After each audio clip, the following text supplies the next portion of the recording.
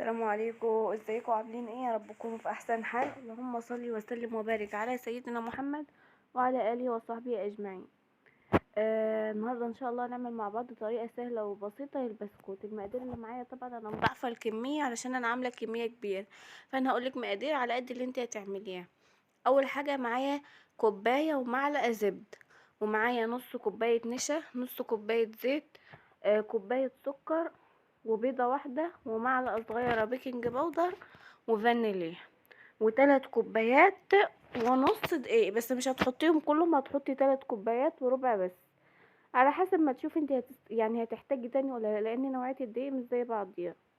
كده اول حاجة هعملها هبتدي ان انا اضرب الزبدة مع السكر بالشكل اللي انتوا شايفينه ده. طبعا الزبدة بتبقى بدرجة حرارة الغرفة او الأوضة اللي انت حطاها فيها. كده انا نزلت بالزيت وضربتهم شوية مع بعض، وبعدين نزلت بالسكر. هو السكر بيبقى اصلا سكر بودرة، فبتضربيهم مع بعض كويس، وبعدين تكملي بقى ضرب. بس في الاول بيبقى دول، وبعدين كده انا نزلت عليهم بالنشا، وبرضو بنضربهم مع بعض كويس، وبعدين هننزل بالبيض بالشكل ده. كده نزلنا بالبيض وضربناه مع بعض. الدقيق بقى بننزل، يعني بننزل بيه شوية شوية، بس مش بنضرب، لان بيبقى العجينة بقت تقيلة على المضرب.